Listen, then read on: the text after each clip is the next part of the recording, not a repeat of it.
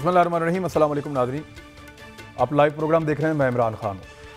5 अगस्त 2019 को जब इंडिया ने कश्मीर के ऊपर जुल्म किया, 370 का ख़ात्मा किया और कश्मीरियों के हुकूक़ के ऊपर कुल्हाड़ा चलाया, उसके बाद वहाँ पे कर्फ्यू लगाया, तो वज़ीर आज़म पाकिस्तान ने फरमाया था कि मैं कश्मीरियों का वकील बनूँगा, उनकी वकालत करूँगा पूरी दुनिया में, और एक बड़े सफ़ीर के तौर पे वो सामने आए।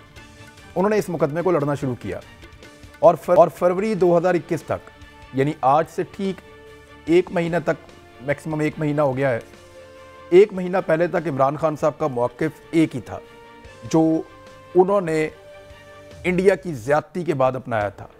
उन्होंने ये कहा था कि भारत के साथ बात भी नहीं हो सकती, मुमकिन नहीं है कि उनके साथ बैठ जाएं, मुमकिन नहीं है कि उनके साथ मुज़ाकरात हों, उनके साथ हम बात करने के लिए किसी सूरत तैयार नहीं है जब तक कि 370 की बहाली नहीं हो जाती।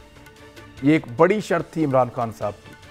और फिर वो कहा करते थे कि कश्मीरियों को उनका हक भारत जब तक नहीं देता, और फिर बाकी डिटेल में बहुत सारी चीज़ें कहते थे, लेकिन उनका एक उसूली मौक़िफ़ था इमरान खान साहब का कि जब तक 370 बहाल नहीं होगी तब तक किसी भी सूरत भारत के साथ बातचीत नहीं होगी। अब हो क्या रहा है कि ना सिर्फ भारत से बातचीत शुरू कर दी गई, बल्कि बहुत सारे अच्छे अच्छे रवाबित कायम कर लिए गए। एक और काम ये हुआ कि अब भारत से पाकिस्तान अनाज दरामद करेगा, कपास दरामद करेगा, यानी भारत से पाकिस्तान चीज़ें मंगवाएगा, उनसे ख़रीदेगा। भारत ने पाकिस्तान पे पाबंदी लगा रखी है कि हम पाकिस्तानी मसनूआत नहीं लेंगे। इस मौका पर पाकिस्तान ने भारत से मसनूआत ख़रीदने का उसूली फ़ैसला कर लिया है। ये क्यों किया? क्या भारत ने हमारी शर्त मान ली? यहाँ से प्रोग्राम का आगाज़ करूँगा, क्योंकि देखिए छोटे मोटे यू टर्न चलते रहते हैं। सियासी यू टर्न आपने ले लिया, पार्लियामेंट में ले लिया, कोई बयान दे के आप मुकर गए, लेकिन 370 कश्मीरियों की ज़िंदगी और मौत का मसला है। 370 की बहाली, कश्मीरियों का मुस्तकबिल इससे वाबस्ता है। और 370 के बारे में जितनी डिटेल के साथ वज़ीर आज़म पाकिस्तान इमरान खान साहब ने हमें बताया था, अब और किसी ने नहीं बताया था। और वही कहते थे कि इसको हर हाल में बहाल होना होगा, वरना भारत के साथ बात नहीं होगी। ये यू टर्न नहीं है, ये कुछ और है। हमारे साथ जो मेहमान मौजूद है, मैं तारुफ आपको करवाऊँ, फिर बात शुरू करते हैं। डॉक्टर तारक फजल चौधरी साहब PMLN से हमें ज्वाइन कर रहे हैं। सदाकत अली अब्बासी साहब मेंबर कौमी असम्बली पाकिस्तान तहरीक इंसाफ से हमारे साथ मौजूद हैं, और नवाब तैमूर तालपुर साहब प्रोविंशियल मिनिस्टर सिंध पाकिस्तान पीपल्स पार्टी से हमारे साथ मौजूद हैं। सदाकत अली अब्बासी साहब, 370 के ख़ात्मे से इमरान खान साहब ने भारत के साथ ताल्लुकात को मशरूत किया था। ताल्लुकात तो बहुत दूर, बातचीत को मशरूत किया था। 370 आपके ख्याल में ख़त्म, उसकी जो बहाली है वो हो गई है? जो हम अब तजारत करने जा रहे हैं, दोस्ती की पींगे चढ़ाने जा रहे हैं, क्या कश्मीरियों को उनके हुकूक दिला दिए कश्मीर के सफ़ीर ने? इमरान साहब बहुत शुक्रिया। इमरान साहब, भारत के साथ जो पाकिस्तान की ताल्लुकात की 70-72 साल हिस्ट्री है, उसमें ये अप्स एंड डाउन्स आते रहे, लेकिन बिल्कुल आपने राइटली पॉइंट आउट किया कि जो 5 अगस्त का जो उनका इक़दाम था, वहाँ पे बहुत बड़ी एक हमारे उस कॉज को नुकसान हुआ, और उसका बहुत बड़ा रिएक्शन भी आया। और शायद पाकिस्तान ने जो इंटरनेशनल जितने फोरम थे, जो आपके सफारती ज़राए थे, उनमें पाकिस्तान ने बड़ा अनप्रेसिडेंटेड रिस्पांस दिया। और आपको पता है कि भारत की जो एक बड़ा डोसियर जो पाकिस्तानी हुकूमत ने जमा कराया, जिसमें इंडिया की पाकिस्तान में दहशतगर्दी, इंडिया में इंडिया के जो ये टेररिज्म के सेंटर्स थे उनके हवाले से, और जो मोदी की सियासत थी उनके हवाले से जो एक मौक़िफ़ लिया, वो मौक़िफ़ अपनी जगह पे है और चीज़ें चल रही हैं। लेकिन ज़ाहिर है ये जो कोई भी जो इस तरह का एक 70 साल पुराना मसला है, ये कुछ 7 महीनों में या 7 दिनों में हल होने वाला तो लग नहीं रहा। लिहाजा बहुत सारी चीज़ें होती हैं कि इशू को हाईलाइट करने के लिए की जाती हैं, एक एहतजाज किया जाता है, एक प्रोटेस्ट किया जाता है, लेकिन अल्टीमेटली पाकिस्तानी लोगों को, 22 करोड़ लोगों का भी और ये हमारा अपने फ़ायदे में है कि पाकिस्तान के जो लोग हैं उनको अगर वो दुनिया से महंगी चीज़ें ख़रीदते हैं, जबकि हमें यहाँ पे चीज़ें अवेलेबल हैं, और पाकिस्तान में जंगें भी होती रही हैं, लेकिन इसके बावजूद ये जो इस तरह की चीज़ें वो चलती रही हैं। आप दुनिया का कोई मिसाल ले लें, बड़े से बड़े जो मुल्क आपस में जिनकी दुश्मनियाँ चल रही हैं, तो ट्रेड जो है वो चलता रहता है। अब वो एक दरमियान में एक पीक आई थी उसकी, और उसका मकसद ये था कि पाकिस्तान का जो पॉइंट ऑफ व्यू है उसको रजिस्टर कराया जाए, और वो बड़ा अच्छा रजिस्टर हुआ है। और हम ये उम्मीद कर सकते हैं कि दोनों मुल्कों में जो ताल्लुकात में जो क्या फायदा हुआ वो किसी अल्टीमेट रिजल्ट की तरफ जाएगी। उसका क्या फायदा? बहुत सारी बातें ऐसी हैं जो मेरे ख्याल है वक्त से आपने क्या गेन किया? फायदा उसका ये हुआ कि इशू हाईलाइट हुआ, और बहुत सारी ऐसे क्या फर्क पड़ा इंडिया को? क्या फर्क पड़ा जो अब इस मसले में? इंडिया को क्या फर्क पड़ा इशू हाईलाइट होने से? इशू हाईलाइट होने से इंडिया को क्या फर्क पड़ा? इमरान, ये कुछ चीजें थोड़ी सी प्री मैच्योर हैं। मैं हुकूमत का नुमाइंदा हूं, मेरा नहीं ख्याल कि मैं अगर उस हद तक जाऊंगा तो वो चीजें ठीक होगी, लेकिन ज़ाहिर है इसके पीछे कुछ ना कुछ कहीं प्री मैच्योर चीजों के ऊपर आप फैसला कैसे कर सकते हैं? मेरा ख्याल है वक्त मैं आपको बता रहा हूं कि चूंकि इस मामलात में बहुत सारी ऐसे आपके दोस्त ममालिक हैं, बहुत सारे ऐसे सर 370 है या खत्म हो गया? मसले को कश्मीर 370 बहाल हो गई या नहीं है? और 370 पे खुदा ना खासा हुकूमत पाकिस्तान ने माना नहीं है उसको। बहुत सारे और फ्रंट पे हम उसको लड़, सर आपने उसको तस्लीम कर दिया आज। ये अपने सर एक मिनट आपने कहा था इमरान, आपने कहा था कि जब तक वो बहाल नहीं होगी बात नहीं करेंगे। उसने तो बहाल नहीं की, अब बात क्यों कर रहे हैं? नहीं, बात इमरान आपको पता है जंग भी चल रही होती है, एक तरफ बमबारी हो रही होती है और दूसरी तरफ बातचीत चल रही होती है। सारी बातें डिप्लोमेटिक रिलेशन में इस तरह ओपन एंड क्लियर नहीं होती, सब चीजें ब्लैक एंड व्हाइट में नहीं होती। बहुत सारी ऐसी बातें हैं, ईरान और अमेरिका के भी आपस में दुश्मनी है, लेकिन उनके भी बैकडोर पे मामलात होते हैं। अमेरिका और चाइना के भी ताल्लुकात बहुत खराब हैं। लेकिन सर क्या आप जानते हैं कि अमेरिका ने ईरान पे कितनी पाबंदियां लगाई हुई हैं? एक्सपोर्टर है। क्या आप जानते हैं कि अमेरिका ने ईरान पे कितनी पाबंदियां लगाई हुई हैं? मुझे पाकिस्तान ने भारत पे एक पाबंदी लगाई थी कि हम आपके साथ तिजारत नहीं करेंगे। पाकिस्तान ने ये पाबंदी क्यों खत्म की? इसके बदले में हमें सर एक मिनट ये पाबंदी उठाने के बदले में आपको क्या मिल रहा है? हमें क्या मिल रहा है? देखिए इमरान, कुछ ऐसे कॉन्फिडेंस बिल्डिंग मेजर्स हैं जो पाकिस्तान के मफाद में हैं, और ये मेरा ख्याल है कि इसका आने वाले सर बता दें कौन से कॉन्फिडेंस बिल्डिंग मेजर्स हैं, वो बता दें। आप बता दें, मैं आज पूरा प्रोग्राम आपके साथ कर लूंगा, कोई एतराज नहीं होगा मुझे लगता है बाकी लोगों को। आप मुझे बताएं कौन से ऐसे कॉन्फिडेंस बिल्डिंग मेजर्स हैं कि जिसपे देखें थोड़े दिन पहले उनका आर्मी चीफ बोला एम नरवाने, उसने स्टेटमेंट दिया कि पाकिस्तान के अंदर दहशतगर्दी के लॉन्चिंग पैड्स हैं, पाकिस्तान अब भी दहशतगर्दी को फ़रोग दे रहा है, पाकिस्तान अभी भी भारत के अंदर जो है वो इन चीज़ों में मुलव्वस है, और हमें उन तमाम जगहों का पता है। अगर अमन के लिए आगे बढ़ना है तो पाकिस्तान को ज़्यादा करना होगा और अपना किबला दुरुस्त करना होगा, ये उसने कहा। फिर उसने एक और बात कही भारतीय आर्मी चीफ ने, उसने कहा अफगानिस्तान में पाकिस्तान के ऊपर एक बड़ा प्रेशर है और पाकिस्तान में अंदरूनी तौर पे भी एक बड़ा प्रेशर है, तो इसलिए उसकी हुकूमत फैटफ की वजह से और अफगानिस्तान की वजह से भारत की तरफ झुक रही है और भारत के सामने जो है वो ताल्लुकात की भीख मांग रही है। इस तरह से उसने बात की, ये उसका अंदाज था। तो मैं क्या कहूँ कि आप बात ठीक कर रहे हैं या वो ठीक कर रहा है? नहीं इमरान सुने, नहीं इमरान, ये गुड कॉप बैड कॉप होता है। आपने जो प्राइम मिनिस्टर मोदी का जो पाकिस्तान के वज़ीर को खत था उसकी लैंग्वेज भी देखें, वो भी उसकी लैंग्वेज में सर टेरर और हॉस्टिलिटी दोनों लफ्ज इस्तेमाल किए गए हैं। नहीं वो मैं आपको बता रहा हूं कि डिप्लोमेटिक लैंग्वेज होती है, एक तरफ से सख्ती होती है, एक तरफ से नरमी होती है। सर देखें, मैं प्राइम मिनिस्टर ऑफ पाकिस्तान के जो खत है उसके ऊपर मैं तनकीद नहीं कर रहा, मुझे पता है वो बैलेंस खत है सर, बैनुल अक़वामी ऐसे ही होता है सर, वो भी खत लिखेगा ऐसे ही आएगा, आपका जाएगा, आपका भी ऐसे ही जाएगा। मैं नहीं कह रहा कि मोदी ने, एक मिनट यार, मैं ये नहीं कह रहा कि मोदी ने गलत खत लिखा, मैं ये भी नहीं कह रहा कि इमरान खान साहब ने उसका गलत जवाब दिया, वो दोनों ने जो किया ये बैनुल अक़वामी सतह पे डिप्लोमेटिक रिलेशन ऐसे ही होते हैं। मैं जानना चाहता हूं कि जिस हिटलर ने जुल्म किया था और आपने उसको बेनकाब करना था और आपने उसको एक शर्त रखी थी, एक ही शर्त थी आपकी, 370 की बहाली, आओ बैठो बात करें, पहले 370 की बहाली फिर बैठो बात करें, मुज़ाकरात करें। सर उसने तो नहीं की 370 की बहाली, अब आप किस मुंह के साथ जाके मुज़ाकरात और बात कर रहे हैं, ये बताएं।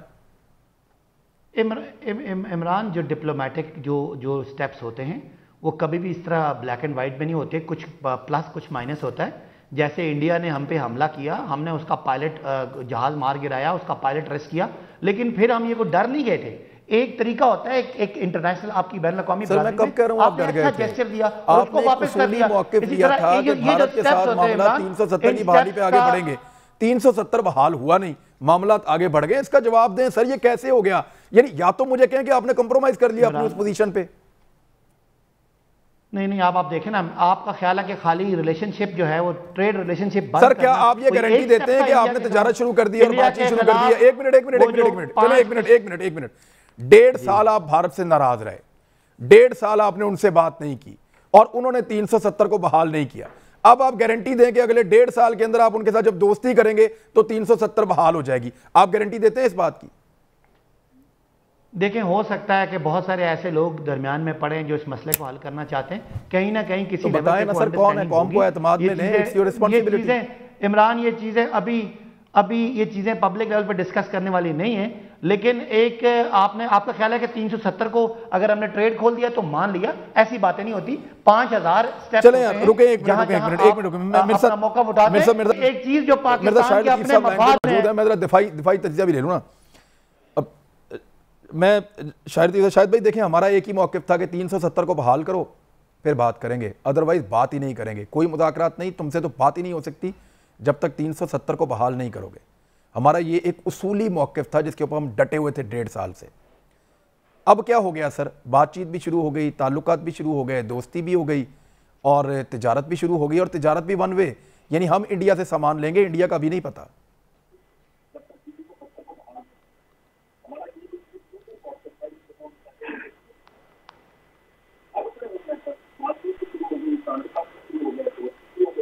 जी शायद भाई, आवाज आ रही है आपको? आपकी आवाज़ ब्रॉडकास्ट नहीं हो रही, आपकी आवाज़ ठीक नहीं आ रही। शायद भी इसको ज़रा ठीक करें ताकि आपसे बात हो सके। मैं तालपुर साहब के पास जाता हूँ।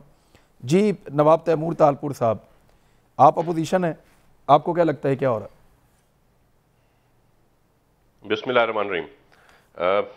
लगना उगना तो दूर भी बात है इमरान खान साहब, मुझे समझ नहीं आ रहा कि ये लोग सोचते क्या हैं, करते क्या हैं, इनका दिमाग कहाँ पर चल रहा है। कोई इस मुल्क की इज्जत है, कोई इस मुल्क का करार है, कोई चीज़ें होती हैं देखने के लिए। वहाँ पर इंडिया क्या एटीट्यूड हमें दे के बैठा हुआ है। वहाँ पर कश्मीर में हमारे नौजवानों का कत्लेआम किया जा रहा है, जुल्म ज्यादतियाँ हो रही हैं, हमारे बहनों के साथ ज्यादतियाँ हो रही हैं वहाँ पे, और यहाँ पर ये दोस्ती का जो आके लेके और पैगाम खोल के बैठ गए। हर चीज़ का एक तरीक़ेकार होता है, कोई डिप्लोमेसी होती है, कोई तरीक़ेकार, कोई कुछ होता है तो दोनों तरफ से होता है। तो ये तो बहुत ही दुख की और शर्म की बात है कि ये छुप छुप के बिहाइंड द डोर्स बैठ के अपनी बातें चला रहे हैं। इन्होंने क्या स्ट्रैटेजी बनाई है, मुल्क को बताएं या अवाम को बताएं, या ये अपने मुंह जाके उनके पैरों में गिर जाएंगे? ये बात मेरे समझ से बाहर है, पहली बात। दूसरी बात, आप जो दूसरा ब्लंडर कर रहे हैं, आप एग्रीकल्चर के साथ क्या हशर कर रहे हैं पाकिस्तान का। आप जब इंपोर्ट करेंगे कॉटन को यहाँ पे, तो आप कैसे समझते हैं कि यहाँ का जो ग्रोअर है वो इसको फेस करेगा? ये एक एग्रीकल्चरल मुल्क है विद एग्रीकल्चरल बैकबोन। यहाँ पर आपको पता है कि इंडिया में 50% सब्सिडी है फर्टिलाइजर पे। क्या आपको पता है कि वहां पर इलेक्ट्रिसिटी मुफ्त होती है ट्यूबवेल्स के लिए जो आपसे पानी आपको देते हैं, सप्लाई करते हैं एग्रीकल्चर प्रोडक्ट्स को? आपको पता है कि आपका किसान मर जाएगा। अभी प्याज भी आएगा और टमाटर भी आएगा नवाब साहब, प्याज भी आएगा और टमाटर भी आएगा, पहले भी आता है, देता है। आप तो फिर फ्री मार्केट कर देना, ओपन एंड फ्री मार्केट कर दें, हमें फिर दुनिया में कहीं भी अपना भी प्रोडक्ट एक्सपोर्ट करने दें। आप क्या चाहते हैं कि एक जो थोड़ा बहुत यहां पर चल रहा है पट्ठा एग्रीकल्चर का, वो भी बैठ जाए? कुछ अक्ल के नाखून इस्तेमाल करो। मुल्क को तो पीटीआई ने डबो दिया है, गरीबों का तो हाल खराब कर दिया है, पर कम से कम पॉलिसीज तो सोच समझ के बनाओ। कोई क्या आपके पास कोई इंटेलेक्चुअल्स नहीं है आपके पास जो आपकी फॉरेन पॉलिसी पे आपको गाइड कर सके? कोई आपके पास ऐसे एक्सपर्ट नहीं है जो एग्रीकल्चर के बारे में बता सके आप क्या हशर कर रहे हैं एग्रीकल्चर का? ये चीज पहले भी हुई थी और ये रुक गई थी, और फिर से इन लोगों ने, बेवकूफों ने ये चीज फिर से उठा ली। क्या करना क्या है इनको? एक मिनट जरा नवाब साहब, मैं मेरे साथ जरा शायद साहब मौजूद है दोबारा। मैं जरा ये जो बेसिक इशू पर जाऊं वापस। मैं 370 शायद भाई कहा गया था, और वही सवाल मेरा आपसे दोबारा है। 370 की हमने एक लकीर खींच दी थी, जब तक ये बहाल नहीं होगी बात नहीं होगी। सर अब बात तो दूर की बात है, हम तो तिजारत कर रहे हैं, उनसे सामान ले रहे हैं और उनके लिए दरवाजे खोल रहे हैं, वेलकम कर रहे हैं, तो ये क्या चल रहा है? नहीं आवाज आ रही शायद भाई, आपकी आवाज नहीं आ रही। अब फोन ड्रॉप करके दोबारा कर लें। जी नवाब साहब, अगेन सर, वापस आपके पास आया हूं मैं। जनाब, तो आपको, अगर आप खुद कुछ नहीं कर सकते, ये बातें जो कर रहे हैं ना, ये जो भी तरीकेकार चल रहा है इनका, फलाना वजीर बदल दो, फलाना स्पेशल असिस्टेंट हटा दो, फॉरेन मिनिस्टर हटा दो, फाइनेंस मिनिस्टर हटा दो, कुछ नहीं होगा भाई। सारी बीमारी की जड़ पीएम हाउस में है। आप जब तक इमरान खान को नहीं हटाएंगे कुछ भी चेंज नहीं आएगा। यहाँ पे आपको ऊपर से लेके आपको पता है। अच्छा चले, मुझे एक सवाल और नवाब साहब, देखें ये फैसला वजीर आज़म पाकिस्तान का अपना होगा खाली अकेला? क्योंकि आप हर चीज की जिम्मेदारी सेलेक्टर्स पे डालते हैं, आप हर चीज की जिम्मेदारी डालते हैं एस्टेब्लिशमेंट के ऊपर, तो आपको लगता है कि इंडिया के साथ ताल्लुकात और तजारत के सारे इमरान खान ने अकेले ही बैठ के कर लिए हैं, इसके लिए कोई और जिम्मेदार नहीं है? भाई यही खान साहब की 125 रिकॉर्डिंग्स पढ़ी है मेरे पास, जो वो कहता है कि मैं जब पावर में आऊंगा मैं अपनी मर्जी पे चलूंगा, मैं किसी के पीछे और ब्यूरोक्रेसी के प्रेशर में नहीं आऊंगा, मैं सेलेक्टर्स के प्रेशर में नहीं आऊंगा। तो ये बातें कौन करता था? मैं करता था, नवाज शरीफ साहब करते थे, या आसिफ अली जरदारी साहब करते, यही बातें करते थे ना। जिस तरह हर बात से मुकर गए तो फिर बता दें, हमें आके ओपनली बता दें, खान साहब आके स्पीच अपनी कर दें, पैगाम हमको दे दें कि ठीक है भाई सिंपल सी बात है, मेरी नहीं। अच्छा एक मिनट, मुझे जरा ऑन रिकॉर्ड लाने दें, मुझे जरा ऑन रिकॉर्ड लाने दें।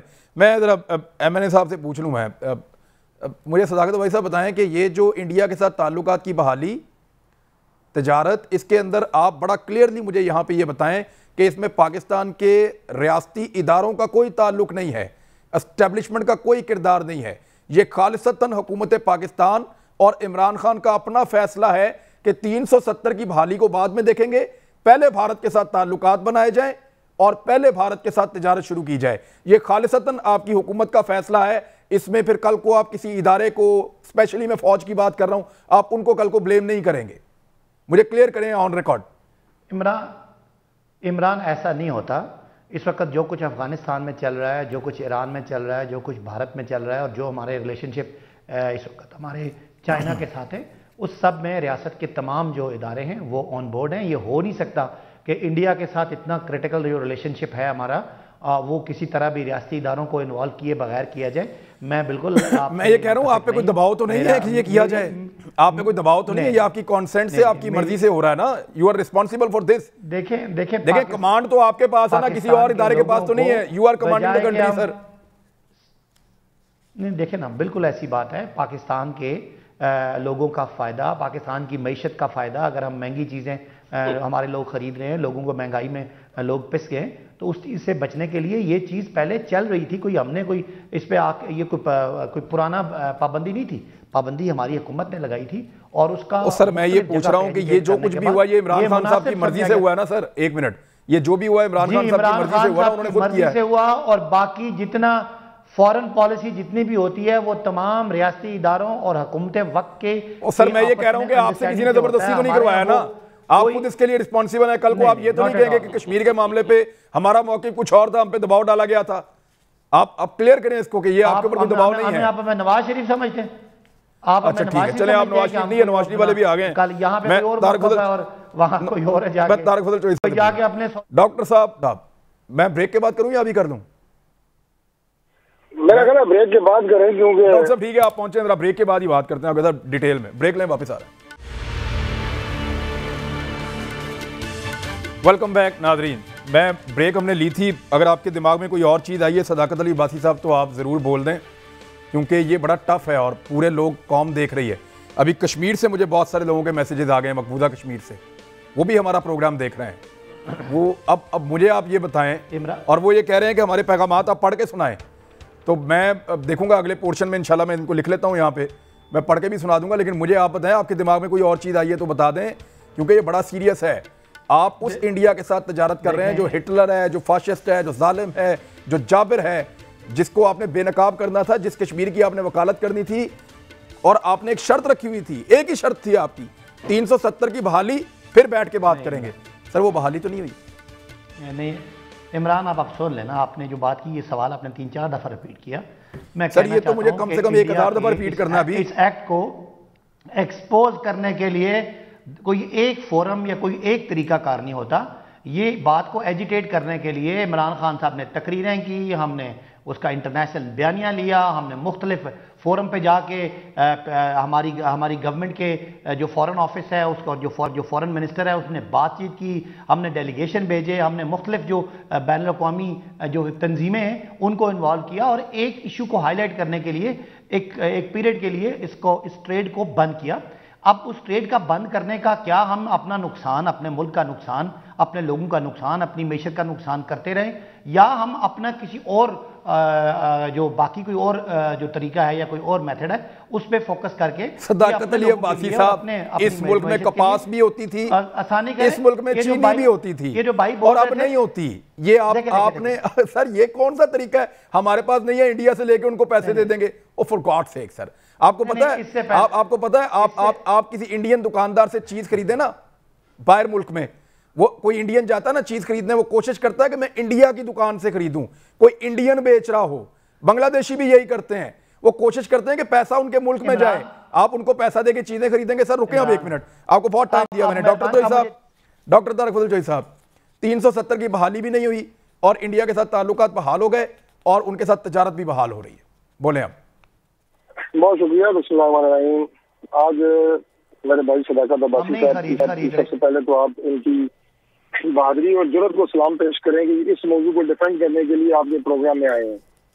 ये डिफेंडेबल नहीं है, उसके बावजूद ये हाथ पांव मार रहे हैं। और वज़ीर आज़म इमरान खान साहब कठपुतली उनकी जो एक मैं ये कहूँगा कि नई एक इख्तरा है, क्योंकि वो रोज उनकी कोई नई इख्तरा होती है, नया उन्होंने शोषा छोड़ा है। जैसे ये कह रहे हैं ना, जरूरत होती है और बंद चीजें ले लेता है तो आवाम को दे देता है और सस्ती मिल जाती है, आवाम आटा खा लेते हैं, रोटी खा लेंगे इंडिया से लेके। सलाकत है भाई साहब, जिस इलाके में तुम्हारा और मेरा तलक है ना, उसे फूकना मार भी जाओ तो दुश्मन ने करूँ पानी नहीं पीता होता, उसे बेशर्मी समझ रहे हैं ऐसी। नहीं तो बाकी इलाकों वाले भी इतने ही गैरतमंद है सर, खाली अपने इलाके की बात ना करें आप। नहीं, मैं क्योंकि हमारा बाकी भी लोग इतने गैरतमंद हैं। हर पाकिस्तानी की यही सोच है। आप इमरान भाई मेरी बात आगे मुकम्मल जी ठीक है, हम तो ठीक है, इलाके से हैं, तो ये तो मैंने कोटवारी में मिसाल सुनाई है ना अपनी जुबान में। हर पाकिस्तानी की यही सोच है, हर गैरतमंद पाकिस्तानी की यही सोच है कि हम इंडिया से गंदम लेके खाएंगे, हम इंडिया से चावल लेके खाएंगे, इंडिया से कपास लेके हम जो है उसको इससे पहले नहीं खाते रहे डॉक्टर साहब। यार कोई खौफे खुदा करे। और सबसे बड़ी बात यह है कि नरेंद्र मोदी की हुकूमत के जो दो चीजें हैं ना, एक इंडिया में जो मजालिम उठा रहा है और जो कश्मीर का उसने स्टेटस चेंज नहीं किया, कश्मीर को हड़प कर लिया है देसी जुबान में, उसने उस हुकूमत के साथ फिर ये बातें हो रही हैं। तो दूसरा बात भी करे तो वो गद्दार है, वो जनाब मोदी का यार बन गया, फलां बन गया। मैं वो बात ही नहीं कर रहा, मैं तो बिल्कुल आज की बात कह रहा हूँ। जो हमारे साथ ये कर चुके हैं वो अलग बात है। आपने बड़ा इंपॉर्टेंट सवाल किया इनसे, मैं उसमें आता हूँ कि जनाब ये फैसला आपका अपना है, ये कहाँ से आया है? इमरान भाई, हमारा इब्तदाई दौर था हुकूमत का, खुर्रम दस्तगीर साहब हमारे वजीर तिजारत थे और उन्होंने एक मीटिंग कॉल की जिसमें मैं भी था और इसमें राय ली और कहा कि मीडिया में क्या तासुर होगा और ये सारी ओपिनियन बिल्डिंग सारी इंडिया से तिजारत करने के हवाले से। मेरा उस मीटिंग के बाद एक सवाल था अपने भाई खुर्रम दस्तगीर से, मैंने कहा आप कोशिश तो कर रहे हैं, आप ये कर नहीं सकेंगे, इंडिया के साथ आप तिजारत नहीं खोल सकेंगे। और वही हुआ, नहीं खुली, नहीं खोल सके। लेकिन आपने एस्टेब्लिशमेंट की बात की ना, तो मैं आपको एक लाइट सी बात सुना देता हूँ कि इमरान भाई, जो लोग अच्छे लगते होते हैं ना आपको जिंदगी में, जिनसे चाहत होती है, मोहब्बत होती है, प्यार होता है, उनकी गलत बातें भी आपको अदाएं लगती हैं। इमरान खान साहब से प्यार है, एस्टेब्लिशमेंट को भी, सबको भी, इनकी गलत बातें भी अदाएं लग रही हैं। यही बात हम करें तो गद्दार है, सब कुछ है। लेकिन ये पीटीआई करे, मुहब्बे वतन भी है, अच्छे भी हैं, मुल्क की जरूरत भी पूरी कर रहे हैं और जनाब बल्ले बल्ले भी हो रही है। मैं तो हैरान हूँ। नहीं डॉक्टर साहब देखें, डॉक्टर साहब एक मिनट देखें, उसूली नुक्ते की तरफ है ना डॉक्टर साहब, उसूली नुक्ते की तरफ आए। पाकिस्तान और भारत की 72 साल तारीख के अंदर, जितनी हमारी लंबी तारीख है, 74 साल हो गए, अब लड़ लड़ के भी हम थक गए, इतनी लंबी तारीख के अंदर कभी 370 का खात्मा नहीं हुआ था। ये इस बात पे तो सारे मुत्तफिक हैं। जो सबसे बड़ा जुल्म उसने किया था वो 2019 में 5 अगस्त को किया था, 370 का खात्मा करने का। उसके बाद एक नया दौर शुरू हुआ था जब पूरे पाकिस्तान ने कहा था कि इनसे बात नहीं करनी, और वज़ीर आज़म ने कहा था इनसे बात नहीं करनी जब तक ये 370 को बहाल नहीं करेंगे। तो मुझे अब कोई गारंटी दे दे, आप दे दें, डॉक्टर साहब दे दें, सदाकत अली अब्बासी साहब आप दे दें, कोई मुझे ये कह दे कि 370 बहाल हो जाएगी और कश्मीरियों को उनका हक मिल जाएगा। देखिए इमरान भाई, मैं सिर्फ एक बात इसमें करूंगा कि ये वो इशू है जैसे पाकिस्तान की इज्जत, हमारी कौम की इज्जत, उसकी गैरत, हर चीज वाबस्ता है। बराए मेहरबानी इस पे कमेंट मैं अपने आप को भी कह रहा हूँ, भाई साहब को भी कह रहा हूँ, नून लीग, पीटीआई, पीपल्स पार्टी छोड़ दें, आगे पाकिस्तानी बात करें। आप इंडियन चैनल देखते हैं, वो आपको लगता है कोई और पार्टियां बैठी हुई हैं? जब पाकिस्तान को उन्होंने नीचा दिखाना होता है, खुदा न खास्ता आपको एक जमात नजर आ रहे होते हैं वो। इसमें या तो आप ऐसा कोई रीजन बताएं, ऐसे कोई ठोस वजह बताएं, हम भी कायल हो जाए, हम भी अपनी हाँ में हाँ मिलाएंगे। सर देखें, चीनी कोई नहीं सर, चीनी अगर 20 रुपए महंगी भी मिल जाएगी तो हम मर थोड़ी जाएंगे। हम चीनी चाय में कम पी लेंगे। सदाकत अब्बासी साहब, कश्मीर का आपका प्राइम मिनिस्टर एक दफा आके कौम से अपील करे कि मेरे हमवतनों दिन में चाय का कप 3 के बजाय 1 कर दो, ये कौम ये बात मान लेगी, लेकिन कश्मीर वाली बात आपकी नहीं मानेगी। ये कश्मीरी का मैसेज है, ये मैं पढ़ के आपको सुना देता हूं। वो कह रहे हैं हमारे हजारों नौजवान जेलों में कैद पाबंद सलासल है, हमारे लीडरान बंद है, 92 साला उमर रसीदा गिलानी साहब भी बंद है, और आप इंडिया के साथ तिजारत कर रहे हैं। लो सर, ये एक और पैगाम है, बताएं, जवाब दें, इनको जवाब दें आप। देखें इमरान, आप मैं बार बार एक ही बात रिपीट कर रहा हूँ, आप सवाल बार बार रिपीट कर रहे हैं। मैंने ये कहा है कि जो इंडिया का जो ये एक्ट है, कोई इसको खाली एक तजारत बंद करके तो कोई हमने खत्म नहीं किया। ये दोनों मेरे भाई जो बातें कर रहे हैं, आपको पता है 1.5 साल में क्यों बंद रखी सर? 1.5 साल करते रहते, हमारा फायदा था उसके दौर में। तो नवाज शरीफ साहब के दौर में तो क्या क्या वहां पे लाने ले जाने की, वहां फैक्ट्री लगाने। सर वो तो गद्दार थे। एक मिनट अब्बासी साहब, वो तो गद्दार थे, आप लोग तो नहीं है। कोई शर्म याद करें, खुदा का वास्ता है। उनको तो आप लोग गद्दार कहते थे। क्या बात हो रही है? मैं कह रहा हूँ पाकिस्तानी बात करें, आप नवाज शरीफ का दौर, इस कश्मीरी की बात मेहरबानी। देखें ना इमरान खान साहब, आप मुझे बात ही नहीं करना, ना आप करने दे रहे हैं ना डॉक्टर साहब करने। सर देखें, बात यह है कि नवाज शरीफ एक ऐसा आदमी था, मैं कहता यार था बकौल आपके, नवाज शरीफ साहब के दौर का एतराज इसलिए है कि नवाज शरीफ साहब रियासती इदारों के बाला बाला होके अपनी जाती कारोबारी मामलात कर रहे थे। पाकिस्तान के इस वक्त जितने रियासती इदारे हैं, वो जो पॉलिसी है, चाहे वो करतारपुर राहदारी हो, चाहे वो दीगर मामलात हों, चाहे वो अफगानिस्तान के का जो मुज़ाकरात के मामलात हों, वो सारे पाकिस्तान की एक लॉन्ग टर्म स्ट्रेटजी का हिस्सा है। अब इससे ज्यादा मैं बात नहीं कर सकता। जो सर अगर लोगों को नवाज शरीफ साहब की हरकतें पसंद आती तो आप शायद ना देते। इससे ज्यादा मैं बोल नहीं सकता इस टॉपिक पे कि अच्छा चलें, मुझे 1 मिनट रुकें सर, 1 मिनट रुकें। मैं जरा एक चीज और देखें। पाकिस्तान, नवाब साहब, आपका बैकग्राउंड जमीन के साथ। पाकिस्तान के अंदर कपास बेहतरीन होती थी, फिर पाकिस्तान में साजिश के तहत कपास की जमीनों पर गन्ना लगाया गया, और गन्ना इस तरह लगाया गया कि हुकूमतों ने काम करना बंद कर दिया। हुकूमतें गाइडेंस नहीं देती थी, जिसका जो दिल करता है वो करता रहा, और कपास की फसलें पाकिस्तान में तबाह हो गई। उसके बाद गन्ना आ गया। अब गन्ने के मालिकान ने भी जिस तरह के अब ये स्कैंडल पकड़े जा रहे हैं शुगर के, वो आपके सामने है सारा। तो एक माफिया पाकिस्तान में ऑपरेट करता है। इन चीजों को ठीक करने की बजाय, यहां बेहतर पॉलिसी देने की बजाय, हुकूमत पाकिस्तान इंडिया से मदद मांग रही है इस पे सर, उनसे चीजें खरीदेगी। अब इस तरह इसको देखें। ये तो डूब मरने का मकाम है। एक पाकिस्तानी की हैसियत से, एक सियासतदान की हैसियत से, एक इलेक्टेड नुमाइंदे की तरफ से, एक तरफ वो हमको उल्टा भला कह रहे हैं, टूट फूट शर्त हमारे बारे में क्या क्या ये बातें कर रहे हैं, हमारे कश्मीरी बहनों भाइयों के साथ क्या हो रहा है, और आप उनके बूट पॉलिश करने के चक्रों में बैठे हुए। क्यों? ऐसी कौन सी डील हो गई आपके पास? कोई तरीकेकार होता है, आप किसी एंगल के थ्रू जाते हैं, आप किसी तरीकेकार के थ्रू जाते हैं, आपके पास कुछ ना कोई तो मैं मानता हूं कि इमरान खान साहब ना अहल है, मैं मानता हूं उनकी टीम भी ना अहल है, पर क्या कोई अहल बंदा ना मिला जो फॉरेन पॉलिसी के बारे में थोड़ा बता सके कि डिप्लोमेसी किस तरह से होती है? वन साइडेड नहीं होती कि आप जाके उनके पैरों पे गिर जाएं, आपको 2 साइडेड चलना पड़ता है। कौन सी इंडिया ने आपको कहा कि कौन सा प्रोडक्ट आपका इंडिया आज आपसे लेगा? कुछ भी लेगा, और आप उनको मिन्नतें कर रहे हैं। आप अपनी मईशत को डुबो चुके हैं। अब जो रहा सहा थोड़ा बहुत एग्रीकल्चरल हमारे पास आउटपुट था, अब ये साजिश है उसको खत्म करने की। मैं मानता हूं कि इमरान खान को जो लॉबी लाई थी वो इसीलिए लाई थी कि इस मुल्क का बेड़ा गर्क करते। आज आपके डेफिसिट कहां पहुंच गया है? 23 ट्रिलियन था, 70 साल की करप्शन जो आप कहते हैं और नाअहली, आपने 23 को 43 ट्रिलियन पे आप ले गए 2 साल के अंदर। 70 साल की करप्शन, नाअहली एक तरफ, आपकी एक तरफ। आप बात करते हैं, आज आपने क्या हाल कर दिया है स्टेट बैंक ऑफ पाकिस्तान का। आप बातें मैं सुने ना, आपकी बातें तो भाई आप मईशत पे बात ना करें, एग्रीकल्चर पे ठीक लग रहे थे ना, ये मईशत पे बेतुकी बातें आप कर रहे हैं। साहब कौन सा डेफिसिट बढ़ गया? आप ऐसे लग रहा है कि भाईजान प्राइमरी सरप्लस हो गया, आपको पता ही नहीं, आप तो गलत फिगर बता रहे हैं। इंडिया से कुछ लेके आ गए हैं, क्या हो गया आपको अब्बासी साहब? आप पे अभी लोग हंस रहे हैं। मैं कसम उठा के कह सकता हूं कि अभी आपकी बात जो लोग सुन रहे होंगे ना, वो अपने टीवी पर शायद टमाटे और अंडर मार रहे होंगे। मैंने अभी शब बारात पे कुछ दिन पहले गया था मस्जिद दुआ करने, माफियों के गुनाहों की माफी लेने के लिए, तो सबसे ज्यादा जो लोग रो रहे थे ना वो सारे वही थे बेचारे जो पीटीआई को वोट देके बैठे थे, कहते अपने गुनाह की माफी ले रहे हैं कि हमने किसको ला के इस मुल्क पे मुसल्लत कर दिया, किस ना अहल और आप मस्जिद में भी सियासत करने जाते हैं। सबसे ज्यादा आपके पीटीआई वाले रो रहे थे।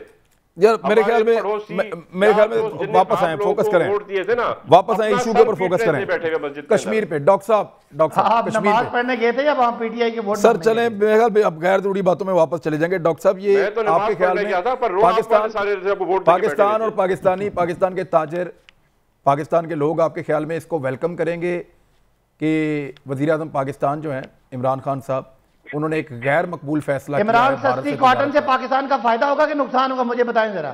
सर पाकिस्तान में जो आपका जो सर पाकिस्तान में उगाएंगे, पाकिस्तान मुझे बताएं जरा। मैं बताता हूं, पाकिस्तान में उगाएंगे, पाकिस्तान का बहुत फायदा होगा। इमरान अगर पाकिस्तान में एक मिनट जरूरत पूरी नहीं कर रहा सर, एक आपका इस वक्त एक्सपोर्ट सेक्टर आप पाकिस्तान को बचाना है। मैं बता देता हूं,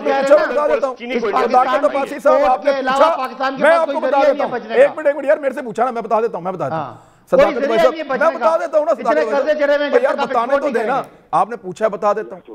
आप मुझे ये बताइए कि पिछले 3 साल में आपकी कौन सी ऐसी ज़रूरी पॉलिसी है जिससे पास को फायदा हुआ, बताएं मुझे, रखें सामने, अभी बताएं मुझे। मैं रोज प्रोग्राम करता रहा हूं इसके ऊपर, सबसे ज्यादा चिल्लाता रहा हूं इस पे कि यार ज़राअत पे तवज्जो दें, कपास की पॉलिसी बनाएं, कपास की पॉलिसी बनाएं। शुगर माफिया ने आपको 2 साल नहीं दिया, बताएं कहां है पॉलिसी। इमरान, मैं आपको चैलेंज करता हूं कि जितना ज्यादा इस दफा फसलों का किसानों को फसलों की प्राइस मिली है, जिस तरह गन्ने वालों को यार मैंने तो ये पूछा ही नहीं, मेरा सवाल ही नहीं था, मैं पॉलिसी पूछ रहा हूं, पॉलिसी पाकिस्तान में पहली दफा किसान को आप जरा पंजाब के अंदर जाएं, किसानों को यार आप तो सोच रहे हैं कि पता नहीं पाकिस्तानी भिखारी है यार। सदाकत अब्बासी साहब, पाकिस्तानी या पाकिस्तान का किसान भिखारी नहीं है, पॉलिसी पूछ रहा हूं, पैसे नहीं पूछ रहा। पॉलिसी बताएं क्या दी है कपास को बढ़ाने के लिए पाकिस्तान में। अब जरा जवाब सुने। ये प्राइसिंग पॉलिसी जो होती है, ये सबसे बड़ा इंसेंटिव होता है फार्मर्स को चीजें प्रोड्यूस करने का। यार वो गंदम की दी है आपने, कपास की कब फिक्स की? मुझे बताएं, आपने कपास की, एक मिनट यार मैं कपास की बात कर रहा हूं, कपास की कभी आप यार अब्बासी साहब ऐसे तो आप झूठ बोली जाएंगे, मैं सुनी जाऊंगा। मुझे बताएं कपास की कभी भी आपने, बल्कि मैं एक काम करता हूं, जो इसके एक्सपर्ट है उनको अभी लाइन पे ले लेता हूं, ब्रेक लें, वापस आ रहे हैं, अभी मैं बात करवाता हूं, ब्रेक लें, वापस आते हैं। वेलकम बैक नाज़रीन, जल्दी से महमूदुल्लाह बुखारी साहब हमारे साथ मौजूद है लाइन पे, किसान रहनुमा है।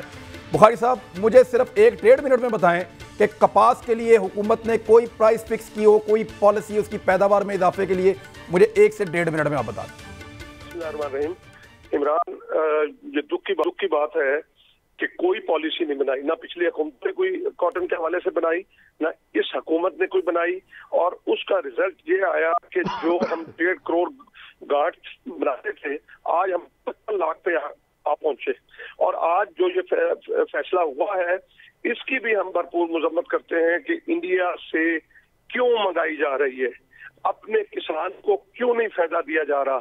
आप ये देखें कि वहां डीएपी की बोरी 2300 रुपए की है पाकिस्तानी रुपीज में, और यहाँ 5600 रुपए की डीएपी की बोरी है। बीज यहाँ पे किसी काम का नहीं है, ना किसी ने कॉटन रिसर्च के ऊपर तवज्जो दी है। आप हैरान होंगे कि पिछले दिनों में कॉटन रिसर्च के जो अमला था, उनकी तनख्वाहें नहीं मिली, वो एहतजाज जो है वो कर रहे थे। और ये आज जो फैसला हुआ है, यूं समझे कि हमने ज़राअत को गिरवी रख दिया है।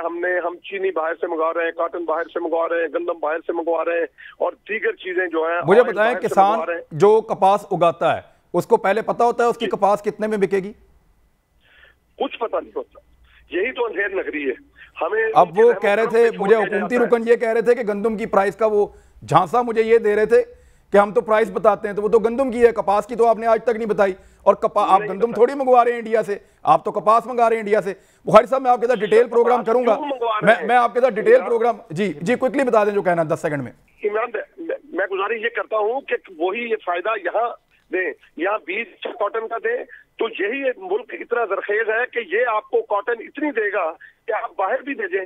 क्यों आप बाहर से मंगवाते हैं जी? इससे बड़ा जुल्म कोई नहीं जी। अब आप बताएं मुझे, सदाकत अब्बासी साहब, मेहरबानी कीजिएगा, आप जाए किसानों पर इसका नेगेटिव इम्पैक्ट होगा, लेकिन पाकिस्तान की मईशत जो है, जो आपका कॉटन इस वक्त टेक्सटाइल पूरी दुनिया में एक्सपोर्ट जा रहा है, आप मुकाबला नहीं कर सकते।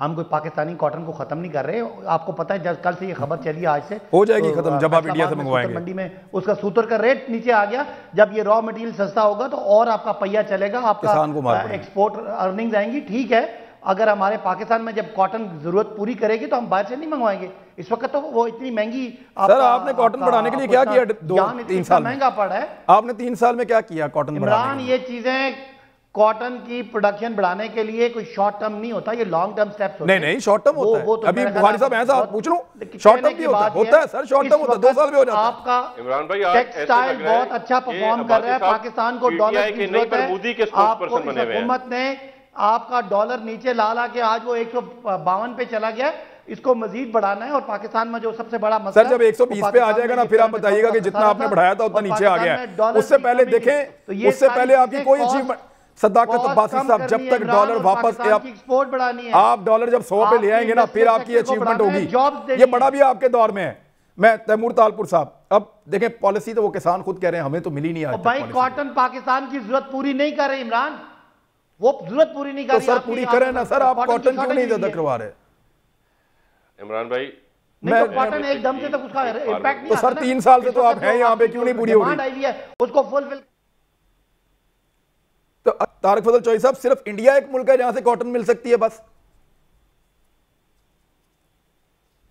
मैं बेसिक नवाब साहब, सिर्फ इंडिया एक मुल्क है जहां से हमें कॉटन मिल सकती है? एक ही मैंने एक ही कारोबार किया है जब से पैदा हूं। I am a farmer, I am agriculturist. मुझसे ज्यादा आप किसी को आपको पूछे ज्यादा एक्सपर्ट आपको ढूंढने की जरूरत नहीं पड़ेगी। पहली बात तो मुझे दुखी हो रहा है, मुझे लग रहा है कि आज मेरा भाई पीटीआई की नहीं पर शायद मोदी की रिप्रेजेंटेशन कर रहा है यहाँ पे। जिस तरह से वो बात कर रहे हैं, जिस तरह से इंडिया को सपोर्ट कर रहे हैं, ये पहले मेरे ख्याल से किसी पाकिस्तानी एमएन ने इस तरह से नहीं किया होगा जिस तरह से ये कर रहे हैं। पर काम की बात पर आते हैं, आप अगर इंडिया से इंपोर्ट कर रहे हैं कॉटन तो आपको भी वही फैसिलिटीज यहां के लोगों को देनी पड़ेंगी। आपको उनको फ्री बिजली वाटर पंप्स के लिए देनी पड़ेगी, टर्बाइंस के लिए देनी पड़ेगी। आपको उनको 50% सब्सिडी देनी पड़ेगी फर्टिलाइजर के ऊपर, जिस तरह इंडिया दे रहा है। और जिस तरह वो $3 बिलियन दे रहे हैं, वो आपको $3 बिलियन यहां पे देने पड़ेंगे। अगर आप मुसल्लत करेंगे हमारे फॉरेन पॉलिसीज, इंडिया की पॉलिसीज, अगर आप मोदी बनना चाहते हैं, अगर आप इस मुल्क के साथ इस तरह से ज्यादती करना चाहते हैं, तो फिर बता दें। ठीक है डॉक्टर साहब, फाइनल वर्ड्स। बेच के सारे जमींदार वो घर पे बैठ जाएं। डॉक्टर साहब पता है कोई भी कॉटन की सपोर्ट प्राइस नहीं होती है। जी डॉक्टर साहब। ओ भाई कॉटन इस वक्त है नहीं इमरान, आप क्यों बात को कंफ्यूज कर रहे हैं? इस वक्त कॉटन की शॉर्टेज है। आपको सूतर मंडी पे सूतर नहीं मिल रहा, आपका एक्सपोर्ट के ऑर्डर पड़े हुए हैं। आपको कब पता चला कि कॉटन नहीं है? और सर फॉर गॉड से कॉटन की पॉलिसी आप लोगों ने बनानी थी। आप किसान को कुछ देंगे तो कॉटन उगाएगा ना सर वो। आपने किसान को आज तक कोई पॉलिसी नहीं दी कॉटन उगाने के लिए। इस वक्त अगर आप चाहते हैं कि यानी आपकी नाअहली की पॉलिसी, सर एक मिनट, आपकी नाअहली का खुमियाजा ये है कि अब हम भारत से कॉटन खरीदेंगे और वो 370 को बहाल भी नहीं करेगा। और ये हमारी नाअहली नहीं है, ये जो माजी में इन्होंने सार जगह पे आपने तो ठीक करना था ना सर, आपने ठीक करना था। मेरे को खत्म हो गया अनफॉर्चुनेटली। लेकिन एक चीज में पाकिस्तान 150 गांठ, इसके बाद पाकिस्तान के पास 1.5 करोड़ गांठ पाकिस्तान के पास होती थी कॉटन की एक दौर में। अब सिर्फ 55 लाख है। सिर्फ कसूर नवाज शरीफ का या जरदारी साहब का नहीं है, कसूर इमरान खान साहब का भी है। लेकिन अगर ये आए थे तो इसको बढ़ा लेते, अच्छी पॉलिसी देते, अच्छी कीमत देते। ऐसा कुछ नहीं किया अनफॉर्चुनेटली। और उसका फायदा पता कौन उठा रहा है? मोदी, जिसने 370 बहाल भी नहीं की और कॉटन भी हमें बेचेगा। अब तक के लिए इतने, अपना ख्याल रखिएगा। अल्लाह हाफिज़।